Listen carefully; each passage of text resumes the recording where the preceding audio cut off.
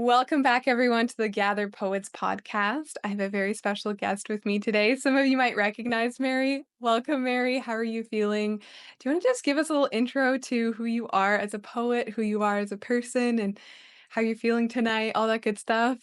Of course. Hi, Maria. Thank you so much first for inviting me to be on the Gather Poetry podcast. I have listened to all of the episodes so far, and they've been really wonderful to hear my fellow poets and you be in conversation with them. So I feel honored to get to be here with you tonight as well. Yeah, I think just as a quick intro, I'm Mary Geschwindt. I live in New York City. I do transportation planning work, urban planning work by day, and poetry by night, I suppose. I love to ride my bike. I love sheep. Just like a little tidbit. These are kind of the little things that I always share. Mary had a little lamb. And then I also love clouds, which is I mention that because it's something that shows up as a symbol in a lot of my poetry. Um, and yeah, I think that's it maybe for a just a really quick intro. I know we'll get into a lot more Mhm. conversation. And I am feeling like I'm both feeling like the butterflies, but also feeling really excited. To hype myself up before this, I was like, Mary, this is the kind of conversation where you just get to be yourself. I love talking about poetry. I love talking about creativity and art, and especially with other fellow, poetry creative people in my life. And so um I was like, this isn't like I'm going into a meeting for work where maybe I've done a lot of preparation and there's a meeting agenda, stuff like that. I was like, yeah, I just get to be myself for these, 45 minutes or whatever. So I'm really excited. Aw, I think it was initially like, when we first met, it was, I think, the mid to end of last year, perhaps, Mary, and I was immediately struck by our ability to just have, like, such a genuine, authentic connection and, or even conversation maybe so early on, and I know you've joked in the past it's because I'm Maria G and you're Mary G, and perhaps there's some sort of kinship there that was just subconscious right off the bat, but it's been a while now getting to know you and your writing, and I have to say one of the things that I admire most about your writing, Mary, is your ability to kind of get to the bone very quickly in a poem. I always notice that you're reaching for something there's something that feels like it needs to be eaten at to get at, and then we get to the bone of your poem, and it's just so satisfying. I'm curious, like, how did poetry find you, or how did you find poetry, and what's been your journey, working with in the transportation field, and also how does that kind of relate to your journey as a poet, and when did it feel like it became alive for you? Yeah, this is a great question. And I'm trying to think of where's the best place to start. I mean, I have been thinking recently about kind of what was my introduction to poetry. And I was realizing that, of course, there's being read Dr. Seuss and, nursery rhymes as a kid. And I think I never really clicked for me that that was poetry. But of course, it kind of makes sense to me now that from a very, very early age, you're learning about meter and rhyme. It's all there. Mhm. Um, but I distinctly remember in the second grade having the concept of poetry as a genre be introduced to me. Um, I remember we were given this collection of um, poems that was about the school day. And it was Mm. kind of told in all the poems were in a chronological order for, you get to school, you go to your classes, you have lunch, recess, the Mhm. whole journey of the day. And I remember being like so surprised that this was something that you could do. Um, Mm. so that really stuck with me. I remember that. And it was like they were humorous poems too. And I think that was the first time I had really seen poetry kind of like one poem by itself on a page as opposed to like a picture book, like maybe a Dr. Seuss book that you're flipping through. Um, Mhm. and the words are accompanying this image, or this illustration. And so I think that was really like the start. There was kind of like an explosion of poetry from there. I always loved reading it. I loved writing it all throughout grade school, high school. Um, and then I ended up going to school for my undergraduate degree for architecture. Mhm. Um, which I'll be careful to not go off on a huge tangent, but I feel like there I like to relate so much of architecture to poetry. I mean, maybe just briefly, there's a lot in there about I mean, so much of what I learned in architecture school is about telling a story, telling a Mhm. narrative, thinking about the way that a person is, like, living in the space that you're designing, and I think there's something the time that they're occupying, the space that they're occupying, I think there's something very poetic about designing that space, and then, of course, you could kind of relate, like, structure and construction in designing a building to kind of, like, form and the technical craft of poetry, so I think there's, like that would be, a whole I could maybe talk for 45 minutes about that. But I didn't write a lot of poetry when I was in architecture school. So that was something I kind of lost for a couple of years when I went to college. Um, and then I worked in architecture for a few years. And then I was ready to go to grad school to study urban planning. And I Mhm. love riding my bike. I was like, I would love to do something with this and kind of designing cities. That larger scale always made a lot more sense in my brain. And I've realized recently that I think, again, there's a connection there with poetry. I think very naturally in a conceptual way. Um, Mhm. and I can dig down into the details, but it definitely requires much more focused, like, deeper part of my brain, um, Mhm. to do things like maybe construction details in a building or something like that, where you really have to think through that. Yeah. And you're talking about something that is so small. Um, so I do think there's a relationship between kind of like conceptually planning for a city and maybe like the way that my brain works with like these conceptual ideas with metaphor with things like that. Mhm. And I think what you're saying about like in a few lines trying to get to the bone of an Yeah. idea. um and then again, I wasn't really writing that much. And then at the end of my graduate degree, I was working on my thesis and I was ready to write it. Basically, I had done all the research, I had all the data, I was ready to write the thing. And I didn't know what the story was. Mhm. And so my advisor, knew that I liked poetry as well. And she really encouraged experimentation. And I was like, I think I might just try writing poems and see what comes out of that. And maybe I'll get a narrative and the concepts will become really clear. And she supported that. And uh, I think that was kind of like the reignition of this like explosion into poetry of being like, it started when I was in second grade, kind of had this journey up until college.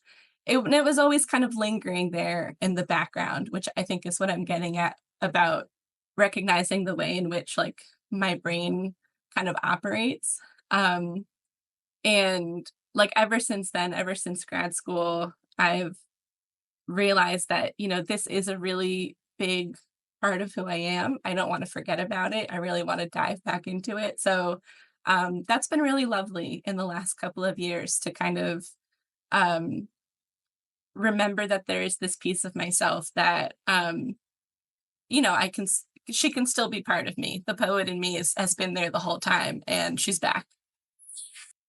She is back, absolutely. I love hearing that story so much, Mary, and it reminds me of so many other stories that I've heard from poets, and I feel like most poets have a similar sort of tale where they've discovered the love of language and the love of words pretty early on in their life, and then there's a period of pause or there's a period of maybe dormancy, and it's never that it fully goes away, but it's almost just like in the background, just like haunting you in some sort of way. And then for you, I think it's the most beautiful thing ever that your advisor encouraged the exploration of poetry for your thesis that was pretty unrelated on the surface level to poetry. But being able to combine those two things, your love for urban planning and then also how that interacts and integrates into poetry, I think is very unlike anything I've sort of ever heard. I remember you starting to talk about architecture and how it relates to poetry, and I thought, man, this is so new. I don't think I've heard anyone else talk about poetry in this way, and I think that's your edge, Mary, like, that's your unique ability to craft a poem, and I almost think of your poems sometimes as maps, especially the one that we published in the Lit Mag. I'll post it up on the screen in the recording here for folks and maybe the link in the bio as well if you wanna read it. I feel like a lot of your poems feel like maps, and I wonder even if sometimes you while you're writing, do you have a sense of, like, "I kind of know where I wanna go, and I kinda know where I wanna start, and then the fun is figuring out the middle?" I'm curious maybe if that is how urban planning works, and is that also maybe how you write your poetry? Wow, that is such a great connection that you're making there. I love talking about poetry like a map, like my writing like a map. I had not thought of that before, and I really love that. Mm, Um, I'm just thinking about I think writing is very much a tool that I use to think, to figure mm, out where I need to go. What is the solution that I am looking for? Um, Something I really love about the work that I do in urban planning is that the solution is like it's really not clear when you start. It really does take a lot of like let's look at some data, mm, let's talk to people, let's talk to a lot of people. um get a lot of feedback, hear a lot of ideas. There's kind of like the data collection and analyzing like what are these existing conditions. So I think you like start with a lot of information that mhm, you don't actually know what the final result is going to be. And it takes a while to kind of, I think urban planning also requires a lot of narrative as well. mm, Um, and so, I mean, I think, to kind of go back to your question and relate it to poetry too, um, I think in both aspects, in the poem and also in, maybe writing a planning document or coming up with here's our final plan, our final solution. I really don't know where I'm ending up, but I'm mm, starting with some information. Maybe the poem is, oh, I got this really cool idea while I was walking down the street. That would make a really great title. Um, let's see what comes out of that. Maybe mhm, it's, and I don't know where I'm going to end up. I don't know if it's going to have a particular form. I think the practice of the writing itself in both of these things, in the poetry and the planning, um, like is my tool for processing my thoughts. yeah, But I love this. wow. I love this idea of the map. I'm never going to forget that. Yeah, I think it's such an interesting thing you kind of talked about too is like starting with some data points and then talking to a lot of people. I wonder if perhaps there's something to be said for, when you're planning something, you have maybe your hard skills like collecting data and analyzing data, but then the picture isn't really complete without the story, without talking to people in the neighborhood. Perhaps like to and I'm not an architect, so maybe I'm getting this totally wrong, but maybe to like a certain percentage, it's perfect on paper, right? The bike route that we're implementing is to like 99% perfect on paper. But if you talk to someone on the street, maybe they say, well, actually, that's where John always sells his hot dogs every morning. So that wouldn't actually work? And so it's like those human stories are so necessary to paint the whole picture. And I think like poems are the same way. We can learn theoretically what makes a good poem. We can analyze all of the poems and learn all of the craft elements, and that's so helpful in our tool belt. But at the end of the day, like if we're not telling our story, if we're not creating creating stories as we're telling them, in the way that you seem to be doing with your poetry. You're almost like discovering your stories along the way, which I think is so powerful. I think we need both in both cases, perhaps. Let me know if I got that. I got that allegory. Is it no analogy? Let me know if I got that analogy wrong. I would agree. um, What you described is exactly what we do in planning. So you got mm, it. You got it. Exactly. It's like you're looking at the map and you're like, this is probably the right place to put a bus route or a bike lane. But then you really have to get on the ground and talk to people and understand, well, what is the actual experience of people's lives and how they're moving through and using this space. Um, and I mean, that's also, I mean, not to sound like corny, but I feel like that's exactly where the poetry is. You could probably no. write a great poem about John's hot dog stand. Probably. I'm gonna have to save that one for later. Totally, Put it totally. put it in my compost pile of poem ideas.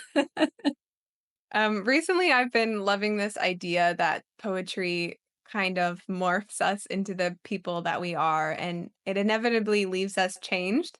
And maybe one could argue that it's the poem that changes us, or maybe we are changed and thus the poem changes. Maybe both are true, I think, at the same time. I'm curious, throughout your life, since sort of becoming a writer and starting to dedicate yourself to the practice of poetry, do you feel like you've changed as a person? Wow. This is a great question. I want to say that poetry has maybe helped me to find who I am. Like, like the Mary that I am, she's always been there. But, coming across a poem that I read and it has deeply affected me has maybe just revealed something to myself about myself that maybe I didn't know before. Um, so I almost feel like it's less about a changing and more of like this constant, like I'm digging deeper and discovering myself. And um, I mean, because I'm trying to think like sometimes I read a poem that just so well captures a feeling that I've always had in a way I've never been able to put into words. And it's just such an aha moment when you read a poem like that. Um, so yeah, I kind of feel like it's just this constant like poetry is just helping me to find myself. Mhm. But maybe not quite like I feel like I'm being changed by poetry, if that makes sense. Mhm. It's Yeah, almost like rather than change, it's just an unlayering of the truth that was already always there. It just kind of maybe needs exactly. to, like, be revealed. I'm almost picturing just like a chipping away at something, right? Like a maybe like a stone casing. I don't wanna say stone because that has, like, bad connotations, but, just like a chipping away at something, and then it's, like, revealing the inner truth that was there all along. I'm just gonna pause for a second because my AirPods are dying, and I'm just gonna switch to my speaker so that, I can hear you through my speaker instead of, do you wanna just quickly, say something to see to test it? Sure. Does that work? Yeah, okay, perfect. I just didn't want them to die in the middle. Yeah, no problem. Well, Maria, I'm curious in your answer to that question too, because you said this is something you've been thinking about recently. And I think there's, I mean, it's something I'm going to keep thinking about. So I just gave you my answer, today. But maybe tomorrow I'll wake up and I'll be like, I'm really thinking about this some more. But I'm curious what you've been thinking about this question recently. Um, I think that fundamentally finding poetry has changed my not only me, but the environment that I live in and um, the relationships that I have. I think poetry, beyond anything, has become a way for me to find my place in the world and my purpose, even. I really think purpose is tied to the people that you surround yourself with. And I remember very deeply aching for a purpose via the connection around via the connection to the people that I had in my life, and I remember thinking everyone has found it except for me. Like, when I was going to accounting school, I was very lonely, and I never felt like I had friends, but they were surface level friends, and we didn't really share, uh a common purpose or just like a way of wanting to experience the world. And so I think beyond anything, I don't know if it's changed who I am, but it has changed the way that I operate and the way that I show up in the world. And it's given me the best gift I've ever been able to receive, which is my people. I don't think I would probably be like alive today if I hadn't found my poetry people. And for once in my life, I found out there were so many other people like me in this world, and, oh my goodness, I wanna cry at the thought of that, Oh, like, no. isn't that just truly so stunning that we It's can such a wonderful thing. it really is, it's a true gift, and I think beyond anything, I'm most grateful for finding the people that I'm surrounded with, and through that, I found my place in this world. I found my place in creative communities and artistic communities. Um, I think that following the desires of your heart is probably, like, the best way to find your way in this world and to find your purpose, and I just kept running towards the desires of my heart, and the desires of my heart was not accounting, and it was not, like, business school, it was not and even though, like, you can be good at one thing, I was really good at those things, but they didn't fulfill something within me that made me feel like I was rested and relaxed and like I had found the thing that I was waiting for, and I feel now that I really have found that thing, and so I think in a way it has changed everything, but also I like your idea of maybe it was there all along, and it just needed to be sort of discovered, so maybe I'm, like, sitting halfway on the fence with that one, Mary. Yeah, well, maybe you needed to follow that desire, and maybe it was each time you followed that desire of your heart, like, it revealed itself a little bit more to you, so you kept chasing it. So, Mhm. yeah, this is a really great question, and I'll definitely be thinking about it for a long time.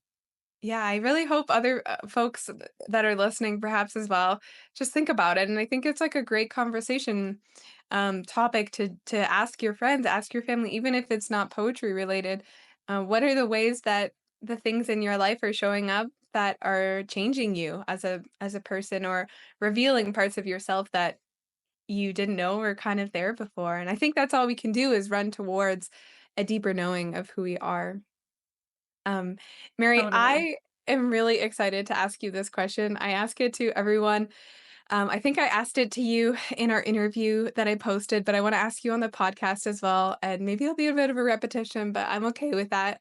How does poetry feel in your body? So when you read a good poem, when you listen to a good poem, um, how does it feel like in your body? And maybe also if you have thoughts on the idea of like body related to poetry and poetry related to body. I think it's a really cool conversation topic. If we could go that way, let me know your thoughts. Totally.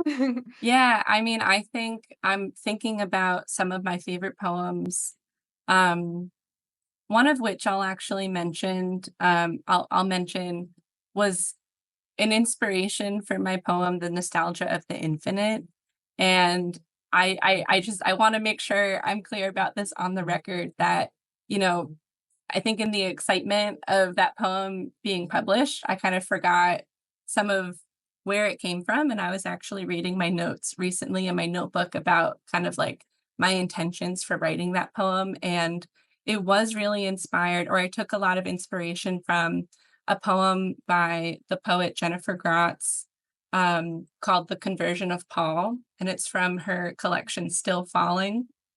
And it's a poem that I read and reread all the time, and I probably cry at the end of this poem every single time, and I'm bringing this up because I think it's a really great example of that experience of while you're reading poetry, you're really feeling something in the body. Like, it guts me in the stomach. I know Mhm, exactly how this poem is going to end, and I it's just such a shock. It's such a surprise every time, mm, because she's so good at with, with the technical craft of the poem, with the subject matter, moving you through this kind of stream of consciousness. And the reason I kind of bring it up too in talking about my nostalgia of the Infinite poem is what I love what she did in that poem is she's talking about a work of artwork Mhm. that eventually she relates to kind of this, she both relates it to a kind of larger human condition and also at the same time this very intimate um kind of relationship she has with a friend. So Mm. and it's like for the first 2/3 of the poem, it's just kind of talking about the painting and it's talking about art. And, like art also makes us feel something in this way. I think this poem is like the fact that there's kind of a poem about this painting. And then both of those things kind of translate into this final feeling of like, here's how I feel about this person in my life. Here's how I'm relating it to, this kind of human feeling about grief. Um, I feel that in my stomach. I feel it in Mm. my chest. I'll gasp. Um, like I said, I'll kind of cry every time I kind of get to these Yeah. parts. And there are other poems like that too. That one is just particularly really on my mind these days. But yeah, I do think there's definitely something there. That's how I know that, okay, this is a poem that I will return to in the future because it just, I think I mentioned this earlier in our conversation, but when I read something and someone has kind of found these words to describe a feeling maybe I have or can relate to, but I've Mhm. never been able to kind of put it in words, I'm astonished. I just find that to be so amazing, and there is something in the body that just makes me go, "Mm," like, "Yes." That's it, that's what it's been all along. So, I do totally feel like there is a relationship to the body with Yeah. poetry. I sometimes feel like the body can feel the intended effect of the poem before the mind can. I almost Mm, feel like sometimes I read something and I shiver and I don't really get it, but then I read it a second time and then my mind gets it. But it's almost like my body knew before my mind did what the sort of maybe intended emotional resonance or effect of the poet what the poet intended ahead of time. yeah. I'm always amazed by that. I think deeply that we are intuitive creatures and maybe intuition lies within our body. I'm exploring that recently, not to go off topic, but something that I've been thinking about a lot is the idea of like cognitive dissonance between the mind and the body. And I think for a while in my practice lately in writing, there's been dissonance between the 2, and I don't think I've really been writing from a bodily way. I think it's been more from, like, an intellectual way, and I really want to explore this summer just, like, writing in a more guttural way, in a way that feels like it's coming not really from a space of thinking, but more a space of feeling, and I know there's a lot of poets out there that practice somatic therapy or somatic practices, and I don't really have a lot of experience with it, but I wanna try. And so I'm excited. I've started going to this new yoga studio near my place, and one of the practices, on Tuesday nights, they do a class called Stretch and Surrender, and it's just 5 poses, and you just surrender to these poses, a yin style class, I think is what it's called. And sometimes when I'm in these poses, especially the ones where my hips are opening, I'm starting to feel like the itch to write. And so I think there's connection there that I haven't discovered yet, and I'm so excited to just dive into it more. I think it's going to take my poetry practice to a whole 'nother dimension, and I'm really ready for it. I can't wait. I'm curious if you've ever felt like your poetry practice is evolving in a new way, or if there are things lately that have been exciting you about poetry, or what has kind of been doing it for you. Yeah, I absolutely do feel an evolution. And I think part of that I mean, most of that I think I owe to having joined Gather and like you said earlier, finding my people. Mhm. finding a community that is so encouraging and supportive and also full of incredibly talented poets. Um, kind of my journey back to poetry post grad school, remembering that this is something that I really enjoy doing. I spent a lot of time, just solo, taking my notebook to a coffee shop or to a park, Mhm. um, and writing a poem. And I still do that, and I love doing that. Mhm. Um, Something that I made a commitment to myself for 2025 was to try to find, not necessarily find a writing community, but I wanted to kind of establish and maintain a writing routine. Mm. And I had just attended the polishing a poem workshop that you had given, I think, Mhm. late November, early December. And I knew that the signups for Gather were coming on like January 2nd or January 3rd. So I kind of took that as a sign and I said, this is something that is highly structured compared to what I have right now. We meet once a week. Mhm. Once a month, there's a guest speaker, a guest workshop. So I said, all right, what do I have to lose? This is, if I'm committing to myself and to my practice, I should try something new. I should, that's the one thing that I felt like I had missing at that time. Okay, I'm writing, I'm doing it by myself. I was attending workshops kind of here and there, Mhm. um, reading a lot of contemporary poets too, like trying to get my knowledge up on like what's the state of the practice for contemporary poetry. Mhm. Um and finding poets that I love, things like that.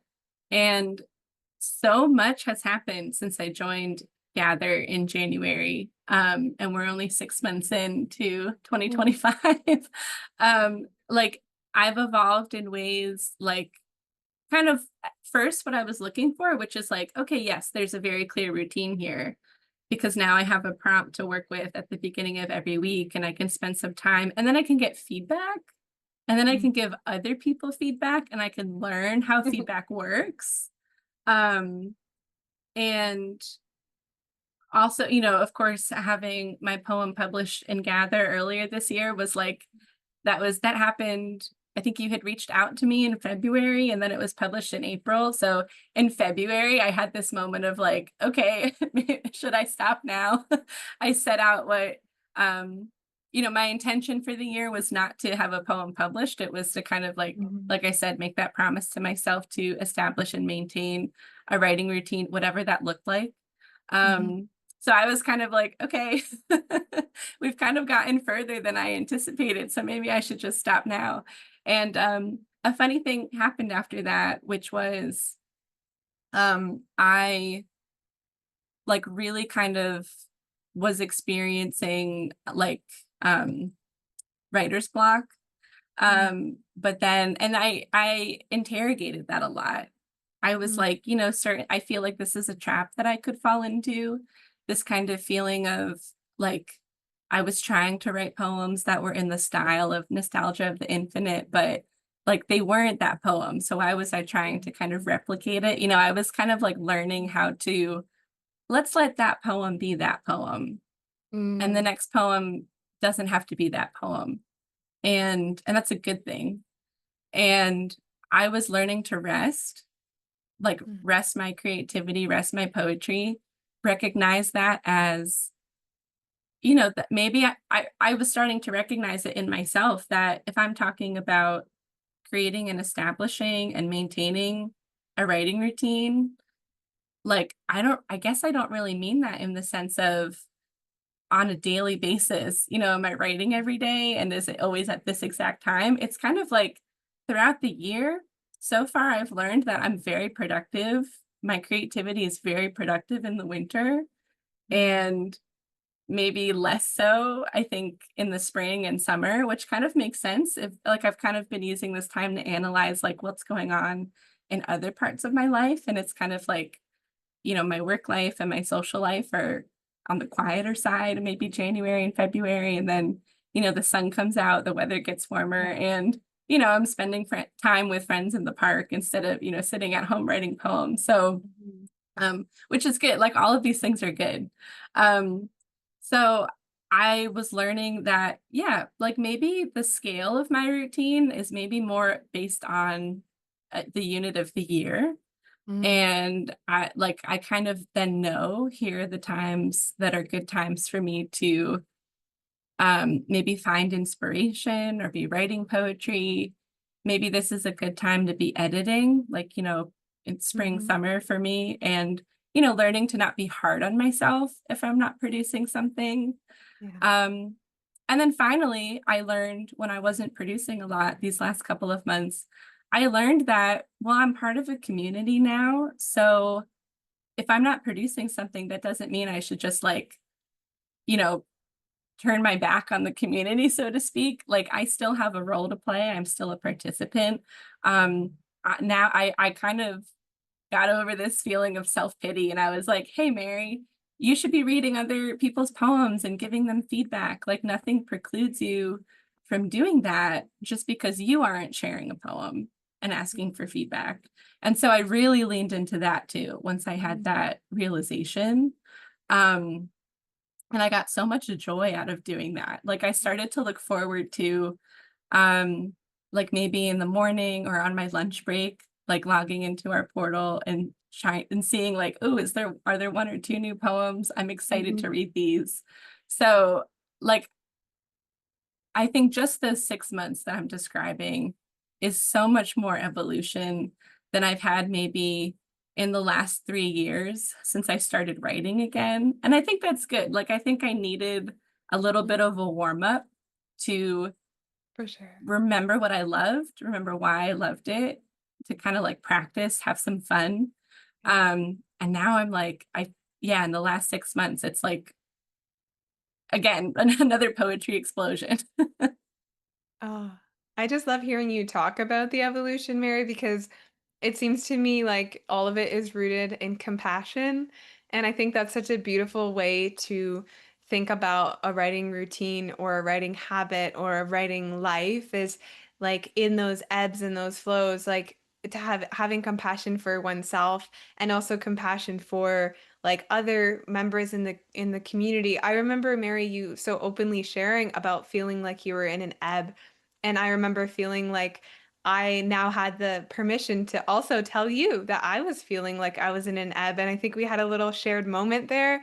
And it was so special because it's like that's kind of what the community's role is to hold each other in times of flowing, but also in times of ebbing.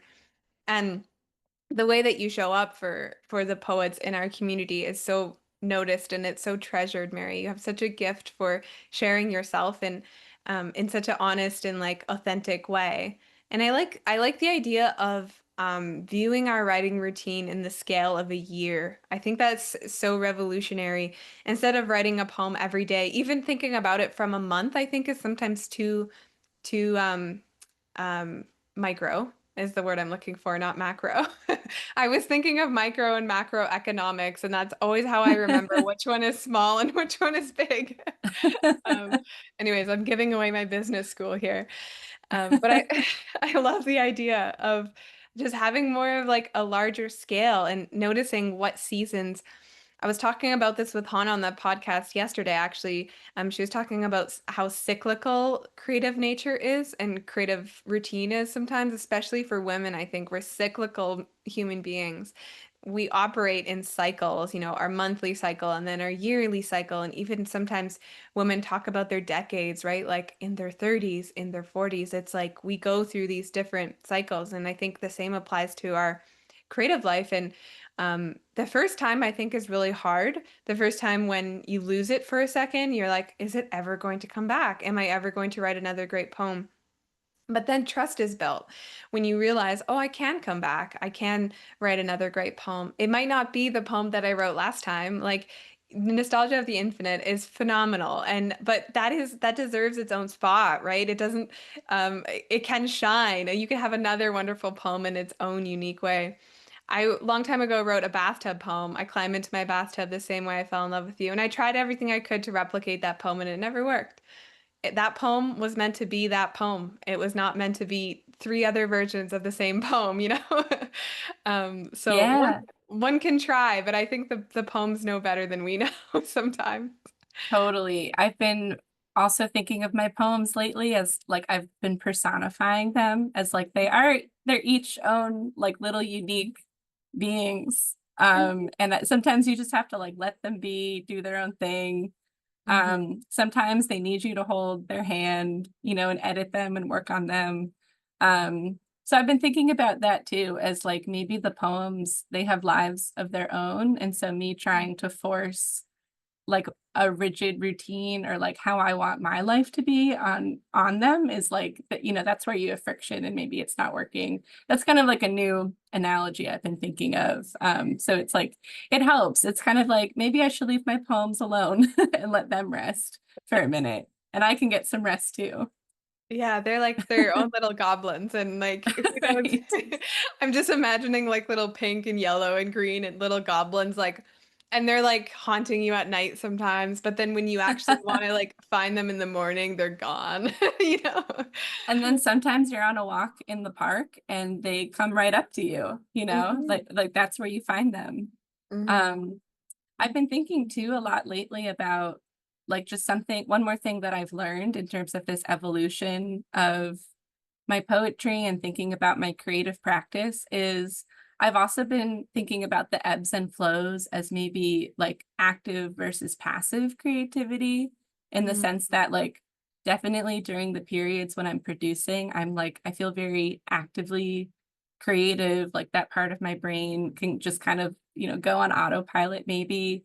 Um, and then I think about the activities I was doing when I was kind of in that ebb and not really feeling like I was writing a lot of poems. And I was hard on myself at first, but you're right. Like I am trying to practice that compassion. And I think I've, you know, come closer to accepting that now. And so, um, but just saying to myself, hey, Mary, you're not writing right now. That's okay.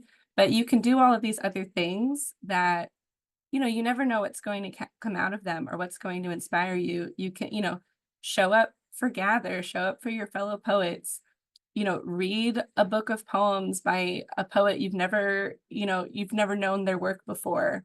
Mhm. I've been doing a lot of that, these things that I kind of think of them as like a passive activity or passive creative activity. And I'm like, and then part of where the compassion comes in is I'm like, this counts. Like I'm still doing poetry. I don't have to feel bad about not doing poetry. Um, and so that's something I've been thinking about recently too. Hmm. I think that's such a great way to think about it because, like, even though it might be passive, it's still even like something that is passive, like if we relate it to financial terms, like passive income is still income, right? Like it's still very much as real and as solid as anything else. Just because the means to it isn't the same doesn't mean it's not valid.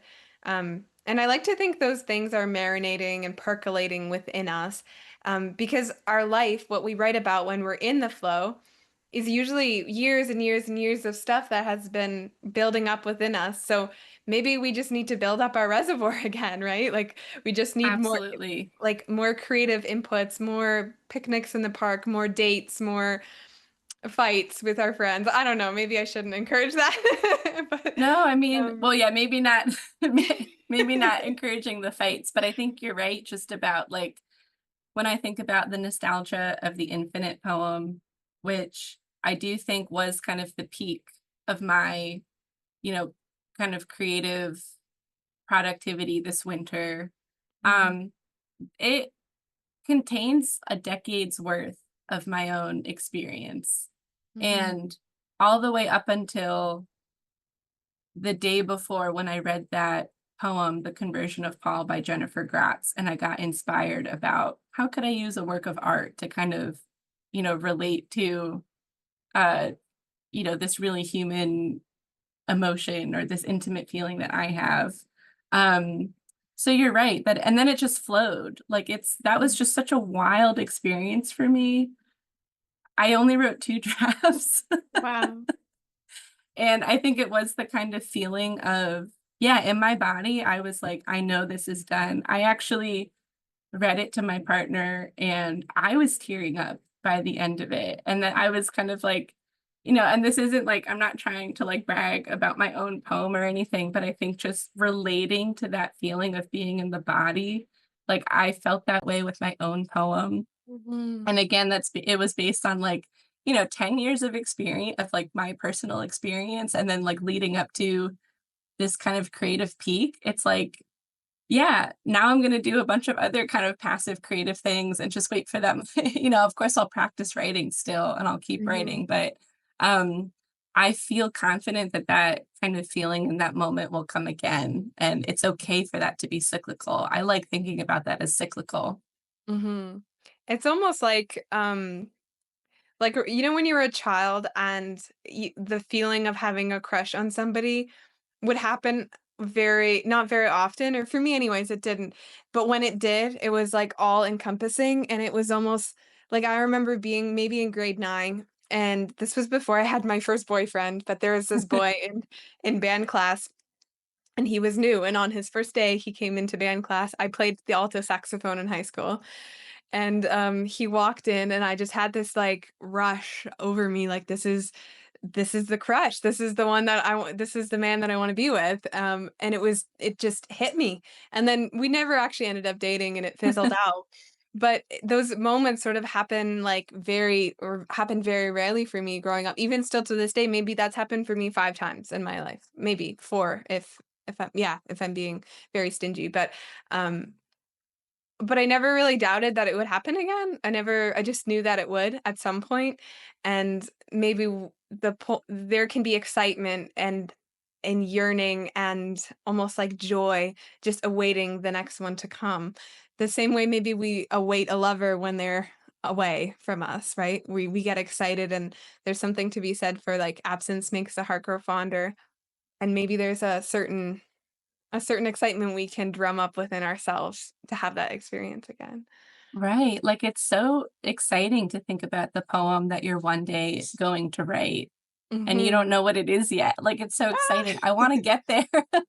But also, I'm fine with just like living my life and enjoying Yeah. it. And you're right. I love this idea of knowing that I can anticipate something. We can anticipate something. And maybe that's something that we were talking about the unit of time of the year as maybe being like an interesting kind of, cycle to talk about creativity, but also one thing I'm really excited about in kind of coming back to poetry is that I get to do this for the rest of my life. Mhm. And, if I want to. Yeah. And I hope that I want to. And I think that's exciting too to say, like, yeah, maybe I'm on this time scale of, every decade I'm going to have another one of those moments like Yeah. that, where that poem just like flows right out of me. Mhm. And, um, and yeah, and I just have that, kind of physical reaction to it. And um, yeah, yeah. So there's also like the lifetime Yeah, scale to being a for poet sure. and writing poetry as well. Yeah, speaking of flowing, I remember when you posted that poem, I think you shared it in office hours first. I remember Isabel texted me in our little editors group chat, and she sent a screenshot, and she was like, "Holy," and there were some expletives there. And just, like, collectively as a group, like, Will, Isabel, and I looked at the poem and we were like, "Oh my god, like, this is insanely good, so good." And it was because you don't use any punctuation in that poem, and the way you do it is so expertly beautiful, but it's so flawlessly with ease, like, I don't know how to describe it any other way except for that it felt both meticulously structured and also very last minute put together at the same time, if that makes sense. It was just like it just came from you with ease, I think, and that's Yeah. probably what felt to you like when you were writing it, it just flowed out, and I think it's very rare that that happens, but it's so beautiful when it does. Yeah. Well, first, thank you so much for saying that. You, Isabel, and Will are so kind. Um, and yeah, you're right. I brought it to the office hours only a week after I had written it. Mm. And because I did feel like I think I have something here. Mhm. And it's interesting that you bring up the kind of like both kind of meticulous kind of like feeling of it, but also like the way it just kind of flows and is put together. I think that speaks to like I wrote it in the museum while I was looking at the painting, The Nostalgia Mm, of the Infinite by Giorgio de Chirico. mhm, And I knew that wasn't the final draft. I was like, I'm just gonna kind of like let this flow in that mhm, moment. And then I took the workshop with Lexi Pell on writing The Ineffable. mhm, And I said, I think I know exactly what I want to do to this poem, after having taken that workshop and gotten, a lot of really good advice from Lexi's craft talk. So then I wrote the second draft. So I think that's where the kind of like meticulous, like, let's really take this mm, apart. And like, yes, it has the flow to it, like kind of a stream of consciousness of me standing in front of a painting and kind of like writing my thoughts down about it, but also, mhm. um, yeah, let's apply that structure to it. So I hadn't really thought about that before um, you mentioned it, but kind of like the practice of those 2 sessions of writing it was really like it was both of those things, and maybe it's just that they ended up, just doing a good job of balancing each other. Mhm. Whoever I was on those 2 days did a good job of balancing. Yeah, I think maybe it's because it feels multidimensional in that way, like, there's layers, and I think sometimes that's the beauty of separating the editing from the writing, is that you get that free-flowing, organic way that very much, I think, is like writing from the body, and then you can go back sometimes, and if the poem is wanting it and is asking you of it, to write from the mind and to edit a little bit and rework some things. But yeah, I really recommend everyone that's listening to read Mary's poem. I'm going to make sure it's linked everywhere so that you can definitely check it out.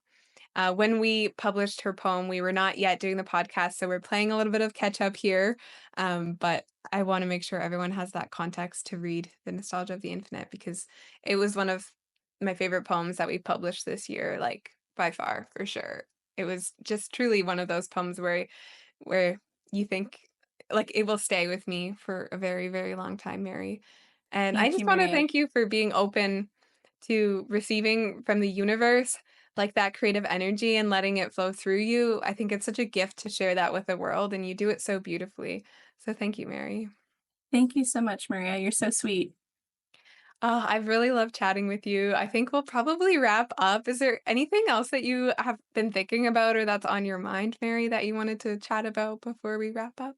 Yeah, I think just really quickly on that last thing that you just brought up kind of about flow and kind of like accepting, maybe what the universe is giving you or maybe is flow the kind of energy that is flowing through you and then you're channeling that into your creativity.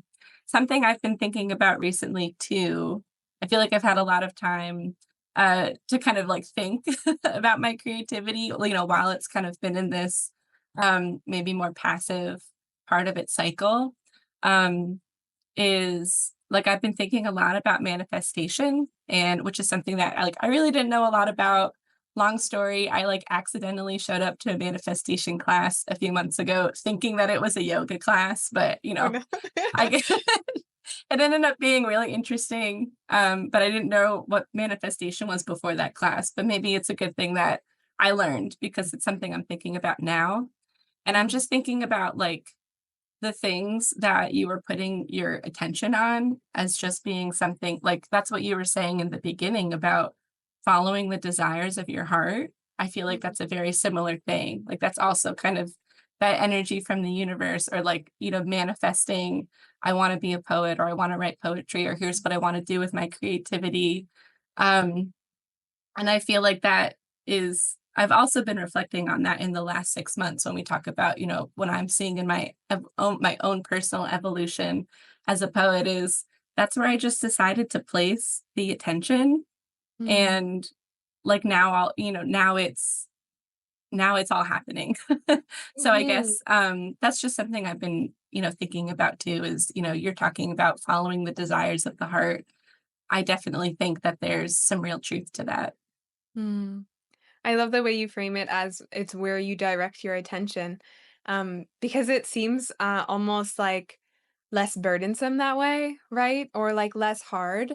If, like, I wanna become a poet, well, direct your attention towards poetry. Direct your you like, fix your eyes on the thing that you love and the thing that you desire perhaps, and maybe the universe will conspire to bring you to arrive at that place. It's so interesting that you bring up manifestation, because yesterday, again, I'm mentioning Hana because we were on the podcast yesterday and it's just fresh in my mind. We were talking about like poetry as a way to manifest as well. And there's this new thing going on. I've seen it all on the internet and I haven't done it yet, but it's the idea of writing poetry from the perspective or the persona of your future self.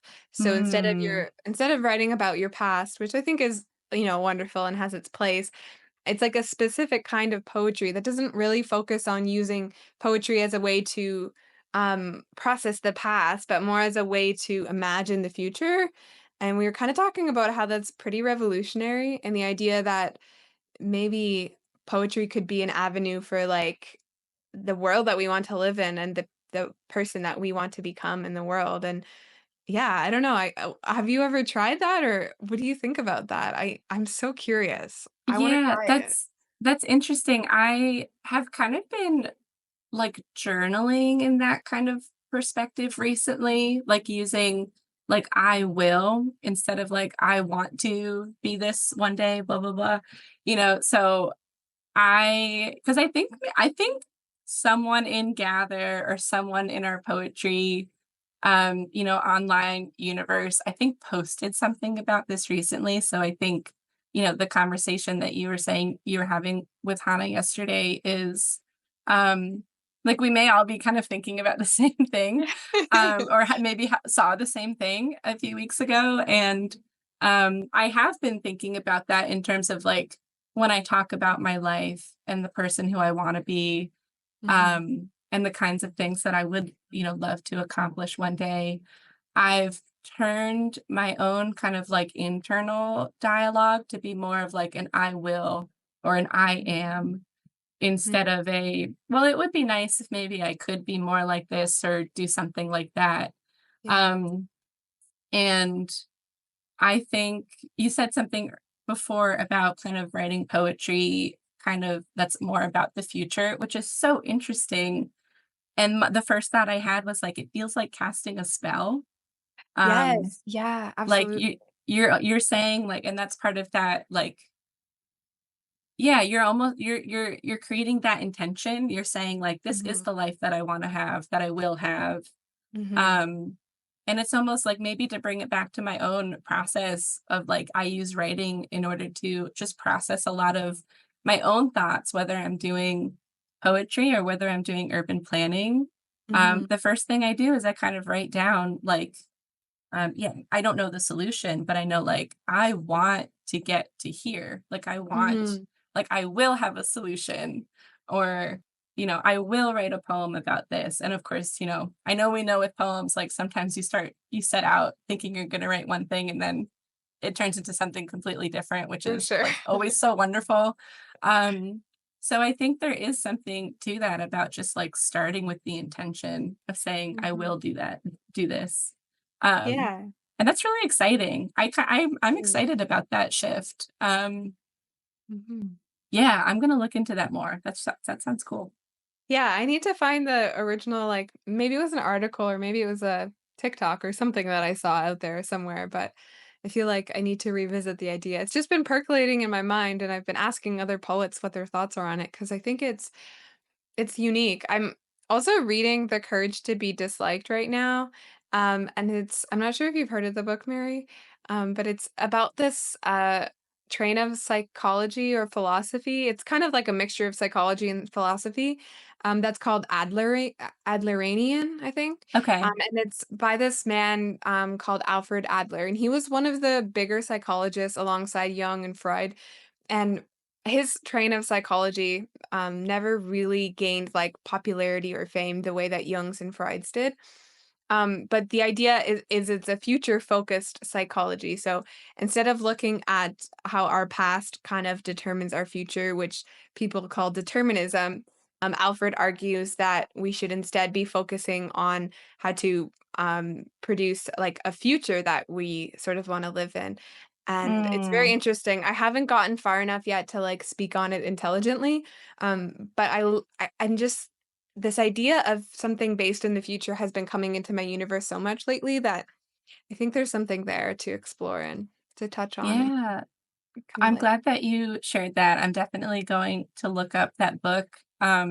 While you were describing what that's about, it made me realize that I do write a lot of poems that are kind of future driven like that, like in terms of the world that I want to see one day or the future that I want to see. So it's cool to kind of be able to have that language for that. So Mhm. I'm definitely going to check that out. Yeah, I'll let you know how it is once I finish the book. I'm sure I'm gonna finish it Yeah, soon because it's been really interesting. cool. Yeah, that sounds great. Well, it has been so lovely chatting with you, Mary. I just want to say thank you again for being so open and willing to come on to the podcast and share your thoughts with Gather folks and also other poetry folks who tune in. We're going to start releasing episodes this summer every week instead of every other week. So it'll be a summer treat for everyone listening. So every Monday, you'll have a new episode just with another wonderful poet friend of mine. I really count myself lucky that I just get to talk to so many wonderful poets, and you're definitely not an exception. Mary, I'm so thankful for our friendship and for the time that we get to spend together in creativity and just for your beautiful soul. So thank you. Thank you so much, Maria. I echo all of that, but to you, I'm so thankful for our friendship as well. And I look forward to keep creating with you. Mhm. It's gonna be so exciting. We're anticipating and awaiting a beautiful moment like Yes. that one again when it comes. Yes. Yes. We're letting the desires of our heart lead us there. We don't know where we're going, but I know it's gonna be beautiful when we get there. Mhm. Oh, I love that. That's such a beautiful affirmation. If folks are looking to connect with you online, Mary, what's the best place they can reach you at? I'm on Instagram at Mary Mackenzie G, and that's MaryMckenzie. And that is the best place that you can find me. Amazing. If those for those folks listening, feel free to reach out to Mary, and you can also read her poem, "The Nostalgia of the Infinite," that we published in Gather. As I mentioned, I'll have it linked everywhere and then some, so hopefully you don't miss it. And stay tuned for future Gather Poets episodes. Thank you again, Mary. Thank you, Maria. It was my pleasure.